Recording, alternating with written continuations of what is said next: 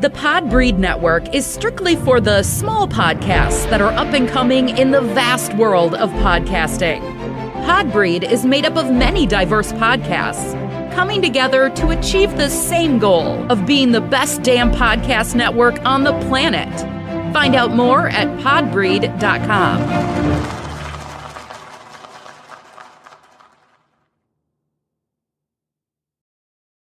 Looking for a short-form podcast?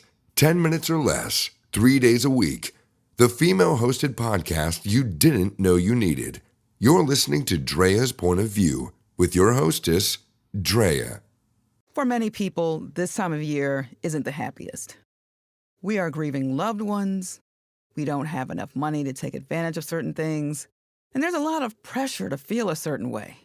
Some of us just have what is known as the holiday blues. I'm Drea, the hostess of this show, Drea's Point of View, and I would like you to follow me on Twitter at Drea Point and on Instagram, Facebook, Clubhouse, and Pinterest at Drea's Point of View.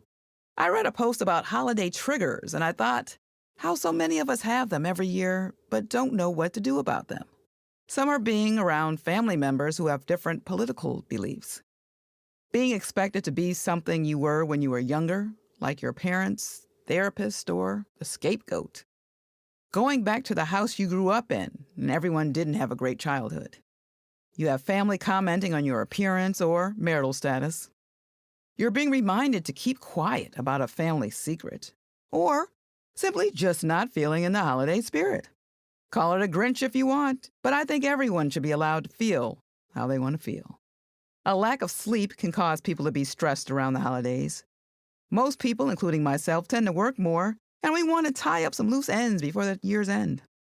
A lot of people are stressed financially, trying to get that perfect gift for someone and buying more than they should.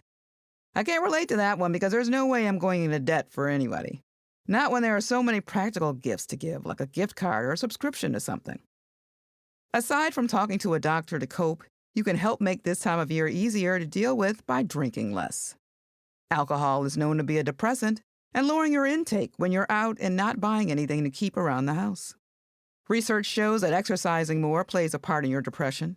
If you're not a gym rat, you can go for a walk each day or a longer one. Walking is my favorite form of exercise. Say no to small favors and obligations.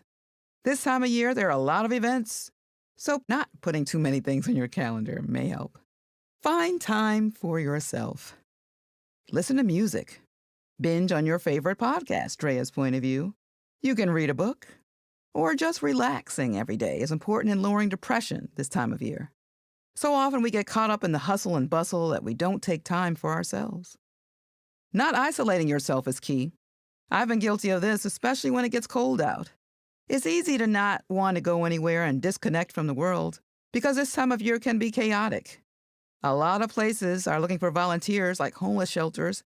Joining a group on Meetup or meeting up with a friend are ways to get out of self-isolating. If, after the holidays are over in January and your holiday blues aren't, it may be worth considering other options like psychotherapy. Why would one feel depressed after the holidays? One reason is because it may be the one of the few times during the year that people have some downtime from work. Getting back to the grind isn't what most people look forward to. Another is being emotionally exhausted. Stress usually comes for some during the holidays, and once they're over, we're left tired. Your diet could be another reason. According to research, junk food is linked to depression, along with alcohol. I talked about seasonal depressive disorder a few seasons back, and it's more common than you think. About 14% of Americans have it. Learn to recognize those holiday triggers, and taking control of the holiday blues can bring you the peace you need this holiday season. Volunteering, exploring a new hobby, and limiting screen time are also ways that can help with the holiday blues. Please don't forget to subscribe to my show so that you can hear my voice multiple times a week. As always, I thank you for listening. This has been Drea's Point of View. And there you have it, another episode in the books for my podcast. Don't forget to go to my website,